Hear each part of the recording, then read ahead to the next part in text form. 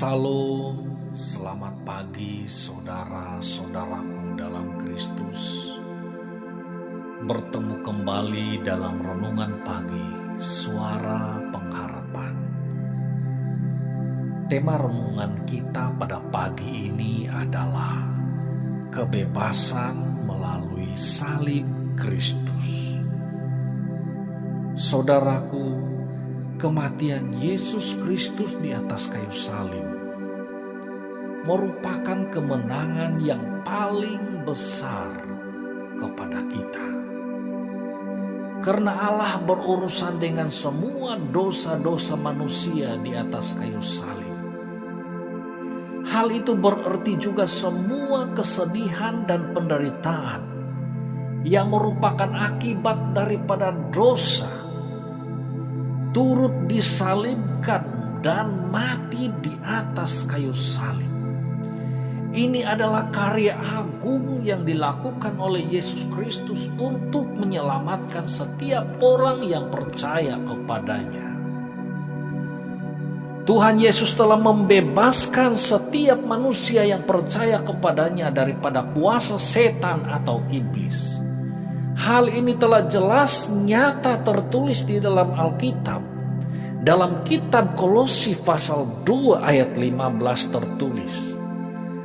Dan melucuti para pemerintah dan penguasa, yang dimaksudkan pemerintah dan penguasa itu adalah iblis atau setan. Dan menjadikan mereka tontonan umum dengan menyatakan kemenangan atas mereka melalui salib. Ini jelas bahwa Tuhan Yesus Kristus telah melucuti segala kuasa-kuasa kegelapan melalui salib Kristus. Bahkan tertulis dalam kitab Kolose pasal 1 ayat 13 dikatakan, Yesus Kristus telah melepaskan kita daripada kuasa kegelapan dan memindahkan kita ke dalam kerajaan anaknya yang kekasih. Yesus memberikan kelepasan secara sempurna bagi setiap orang yang percaya kepadanya dengan segenap hati dan memindahkan kita ke dalam kerajaan anaknya Yesus Kristus di dalam kerajaan sorga.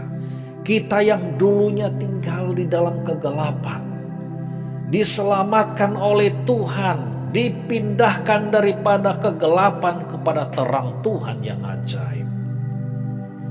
Haleluya. Tuhan Yesus telah membebaskan setiap orang yang percaya kepadanya daripada dosa-dosa masa lalu dan dosa-dosa masa kini.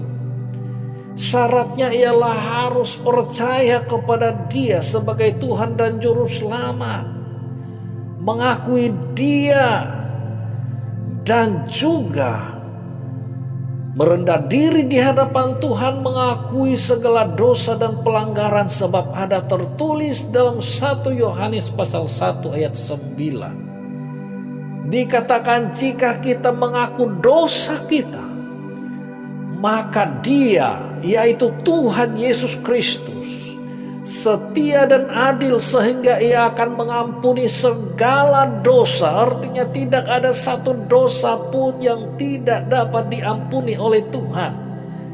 Segala dosa diampuni dan disucikan. Apa saja kekotoran, apa saja ketidaksucian hidup kita, kalau kita merendah diri di hadapan Tuhan dan memohon disucikan, pasti dapat disucikan oleh Tuhan. Saudara-saudaraku yang saya kasihi dalam Kristus,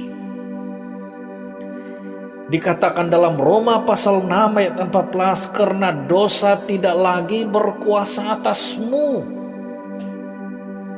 Kalau kita percaya kepada Tuhan Yesus Kristus, menyerahkan seluruh hidup kita kepada Dia, dan mengakui segala dosa dan pelanggaran kepada Dia, maka dosa tidak lagi berkuasa atas kita.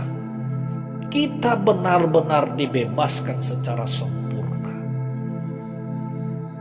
Saudara-saudara, lebih daripada itu, bukan hanya Tuhan membebaskan kita daripada setan atau dosa-dosa, tetapi Tuhan juga memindahkan kita daripada hukuman kekal kepada kehidupan yang kekal dalam kerajaan sorga. Dalam Ibrani pasal 9 ayat 26 sampai 27 tertulis, dikatakan, kemudian Kristus harus menderita beberapa saat setelah penciptaan dunia. Tetapi sekarang ia telah melakukan sekali, perhatikan ini, sekali dan untuk selama-lamanya penghapusan dosa dengan cara mengorbankan dirinya sendiri sebagaimana setiap orang ditakdirkan untuk mati satu kali dan setelah itu menghadap pengadilan Allah. Tuhan Yesus menghapuskan segala dosa kita sekali dan untuk selama-lamanya. Kemudian bagi yang percaya kepadanya dan mengakui segala dosa, dia dipindahkan, diberikan kehidupan yang baru dan kekal. Dan hal ini dikuatkan dalam Yohanes pasal 3 ayat 16. Dikatakan, karena begitu besar kasih Allah akan dunia ini sehingga ia memberikan anaknya yang tunggal satu-satunya, supaya barang siapa yang percaya kepadanya tidak binasa melainkan beroleh hidup yang kekal. Kalau kita percaya kepada Tuhan Yesus Kristus, kita akan memperoleh hidup yang kekal sampai selama-lamanya di dalam kerajaan sorga. Ini adalah janji yang setia, ya dan amin. Saudara-saudaraku, kita yakin, kita percaya kebebasan yang diberikan oleh Tuhan Yesus Kristus bukan tanpa harga.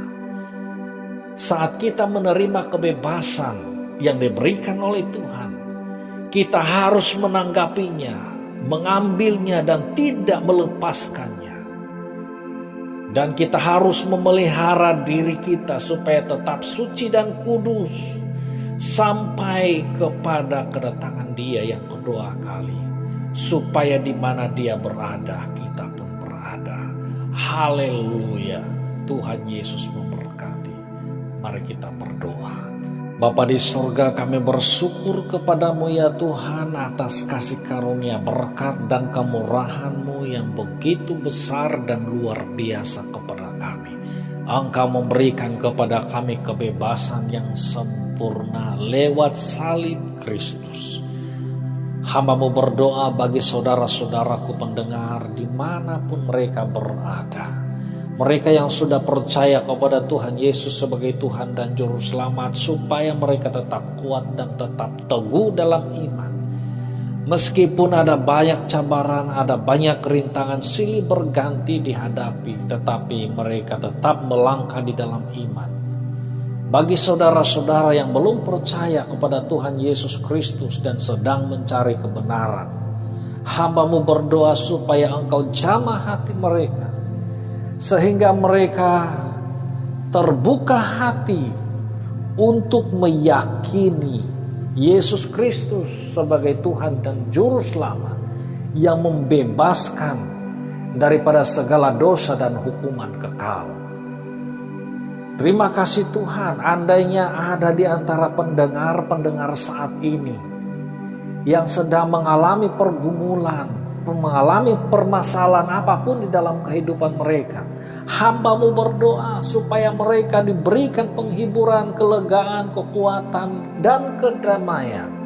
Kalau ada di antara mereka yang kekurangan, ya Tuhan, kami percaya Engkau adalah Allah yang maha kaya, memiliki seluruh isi dunia ini. Mohon supaya mereka diberkati sehingga berkecukupan, bahkan lebih daripada cukup, sehingga berkelimpahan. Terpujilah nama-Mu Tuhan Yesus Kristus. Hamba-Mu berdoa sepanjang hari ini supaya setiap pribadi yang mendengar ini dipimpin dan dituntun oleh Tuhan sepanjang jalan hidup mereka hari ini.